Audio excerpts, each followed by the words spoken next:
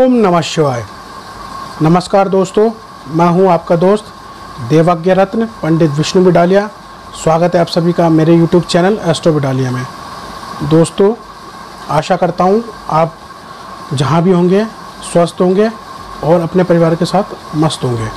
दोस्तों, आज हम बात करेंगे एक भिन्न टॉपिक पे।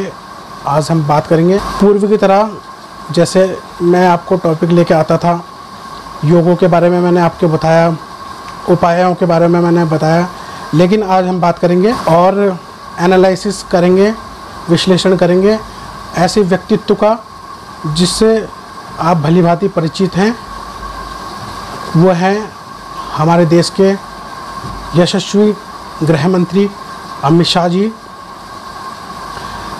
जानेंगे उनकी जन्मपत्री में कौन से ऐसे योग हैं जिन्होंने उनको इतना यशस्वी, इतना तेजस्वी और इतना प्रतापी महान व्यक्तित्व का राजनेता बनाया।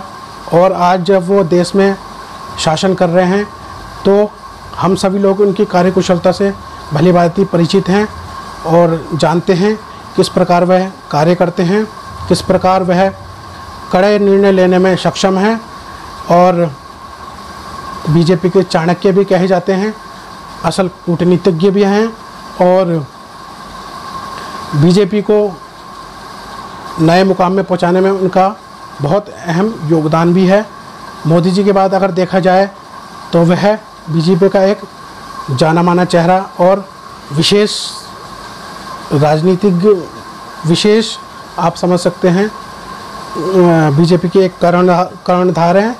और उन्हीं के बल पे पिछले वर्ष जब पिछले चुनाव में जब 2014 में हम जीते थे, बीजेपी जीती थी, तो तब से उनको आप जानते हैं, सब लोगों ने उनको चाणक्य की उपाधि दी। और आज आप देख रहे हैं वह देश के गृह मंत्री हैं और बहुत अच्छा वह कार्य कर रहे हैं। और ज़्यादा समय ना लेते हुए मैं उनकी जन्मपत्री का आपको एनालिसिस करा देता हूँ। मेरे को प्राप्त जानकारी के अनुसार मैंने उनकी जन्मपत्री बनाई और जाना कि क्या क्या उनके योग हैं।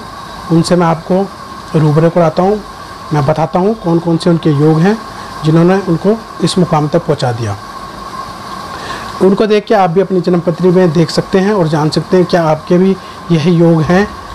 अगर हैं और आपको उनके लाभ नहीं प्राप्त हो पा रहा, हो सकता है वह सुप्तावस्था में हो, उनका उपाय करके आप उनका पूर्ण लाभ ले सकते हैं। तो दोस्तों, ज़्यादा समय ना लेते हुए मैं सीधा उनको एनालिसिस करते हैं और फिर मैं आपको बताता हूँ कि कौन कौन से उनके राजयोग हैं। ठीक है, आइए हम इनकी जन्मपत्री का विश्लेषण करते हैं और जानते हैं कौन कौन से इनके योग हैं। दोस्तों, यह है इनकी लगन कुंडली। हम देख रहे हैं इनकी लगन कुंडली। दोस्तों, यह है जातक जो हैं अमित शाह जी, कन्या लग्न के जातक हैं और मेष राशि के जातक हैं। कन्या इनका लग्न है और मेष राशि में इनका चंद्रमा है। चंद्रमा जहाँ विराजमान होता है वो हमारी राशि हो जाती है, यह इनकी राशि है। और देखेंगे जो कन्या लग्न के जो जातक होते हैं वह बहुत तेजस्वी, अच्छे वाणी वाले, बुद्धिमान, ज्ञानवान और राजाओं के पूजनीय, व्यापार में दक्ष, व्यापार कार्य में दक्ष ये लोग होते हैं। अच्छा व्यापार करना ये जानते हैं। वाणिज्य से संबंधित जो भी कार्य होते हैं वह ये कर लेते हैं। पत्रकारिता इसके अंतर्गत आती है। इस प्रकार का वाक्पटुता आप कह सकते हैं। ऐसे लोग वाक्पटु होते हैं, विद्वान भी होते हैं और वाक्पटु भी होते हैं, बोलने में बहुत श्रेष्ठ होते हैं। मेष राशि के जो जातक होते हैं वह थोड़ा गुस्सैल स्वभाव के, आक्रामक स्वभाव के ये लोग होते हैं। जल्दी से गुस्सा हो जाते हैं और अपने बात पे ये अड़ग रहने वाले ये लोग होते हैं। अब हम देखेंगे जो इनका लग्न का स्वामी है बुध, वह द्वितीय स्थान में गया हुआ है, सूर्य के साथ वह विराजमान है। लग्नेश द्वितीय में जाने से और बुध लग्नेश होने के साथ साथ द्वितीय में जब चला गया तो यह जातक, जो ऐसे जातक होते हैं, वाणी में बहुत प्रबल, मतलब वाणी इनकी बहुत सिद्ध वाणी होती है, अपनी वाणी से ये लोगों को आकर्षित कर लेते हैं। और बुध होने के कारण, बुध वाणी के कारक हैं और वो वही द्वितीय स्थान में चले गए हैं, तो ये वाणी में वाक्पटु हैं। और आप देख सकते हैं जब ये अपने भाषण देते हैं तो लोग इनकी बातों पे मोहित हो जाते हैं, आकर्षित हो जाते हैं। ये आप देखते ही हैं। सूर्य इनका नीच का है, सूर्य इनका नीच का होने के कारण थोड़ा कमज़ोर है। लेकिन आप एक चीज़ नोटिस करेंगे, इनके योग के बारे में जब हम बात करेंगे तो आप ये देखेंगे कि इनके कौन कौन से श्रेष्ठ योग हैं, ये हम पहले जान लेते हैं। कौन कौन से इनके योग हैं ये हम देख लेते हैं।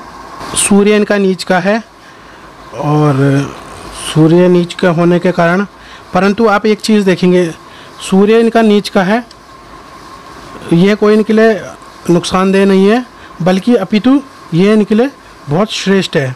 कैसे आप जानेंगे? इनका सूर्य नीच का होने के कारण होने के साथ साथ ये नीच भंग राजयोग का भी निर्माण करता है। देखिए कैसे, जिस स्थान में सूर्य उपस्थित है वह 7वीं राशि है, तुला राशि। तुला राशि का स्वामी होता है शुक्र, वह सिंह राशि में उपस्थित है। सिंह राशि होती है सूर्य की। तो इन्होंने एक दो योग का निर्माण कर दिया। एक तो स्थान परिवर्तन योग बन गया इनका, दूसरा नीच भंग योग भी हो गया, जो कि बहुत श्रेष्ठ है, बहुत श्रेष्ठ होता है। जिन लोगों का नीच भंग योग होता है ये उच्च अधिकारी, उच्च पदस्थ हो जाते हैं।